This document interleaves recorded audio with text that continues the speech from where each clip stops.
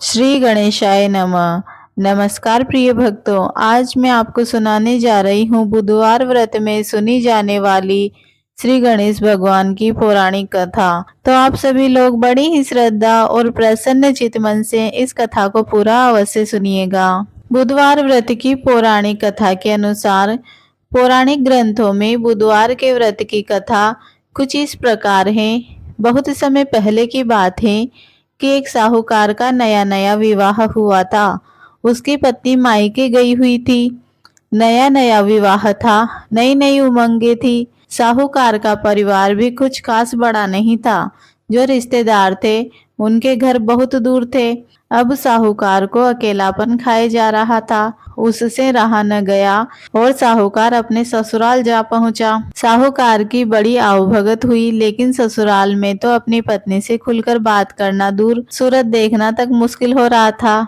अगले ही दिन साहूकार ने कह दिया कि विदाई की तैयारी कर लीजिए, हमें निकलना है। अब संयोगवश वह दिन था बुधवार का। सास ससुर ने समझाने का प्रयास किया कि बेटा, आज बुधवार का दिन है, इस दिन बेटी की विदाई करने का रिवाज नहीं है। बिटिया की विदाई क्या, किसी भी शुभ कार्य के लिए यात्रा पर जाना बुधवार के दिन शुभ नहीं माना जाता।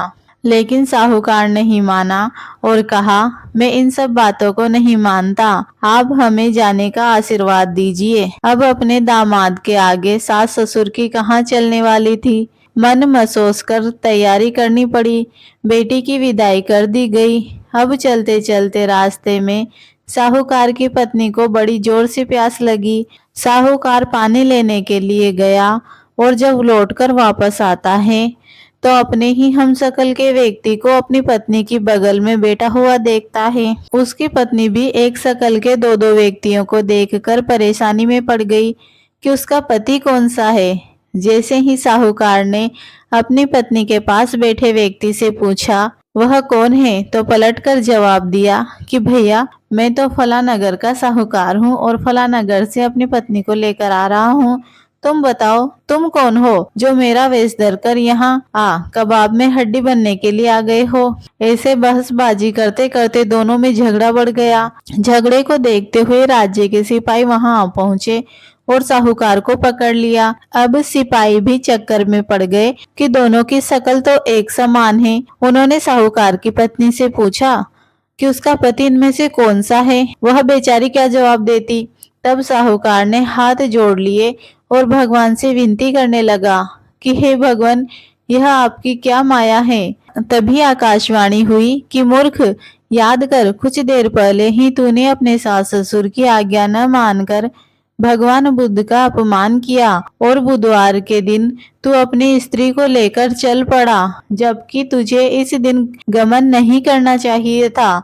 यह स्वयं बुद्ध देव हैं जो तुम्हें सबक सिखाने के लिए तुम्हारे वेश में हैं। तब साहूकार ने कान पकड़कर माफी मांगी और आगे से कभी भी ऐसा न करने का वचन किया और बुधवार को नियम पूर्वक व्रत पालन का संकल्प लिया। तब जाकर साहूकार के रूप में प्रकट हुए बुद्ध देवता अंतर्ध्यान हुए और साहूकार अपनी पत्नी को लेकर घर जा सका।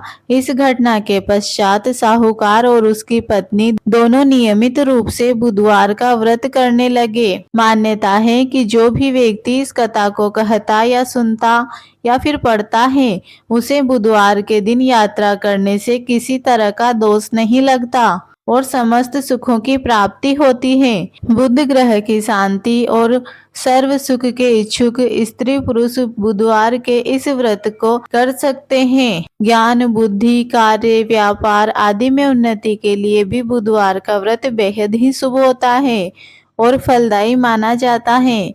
बुधवार के दिन बुद्ध देवता के साथ साथ भगवान गणेश जी की भी पूजा का विधान है। बोलो गणेश जी भगवान की जय।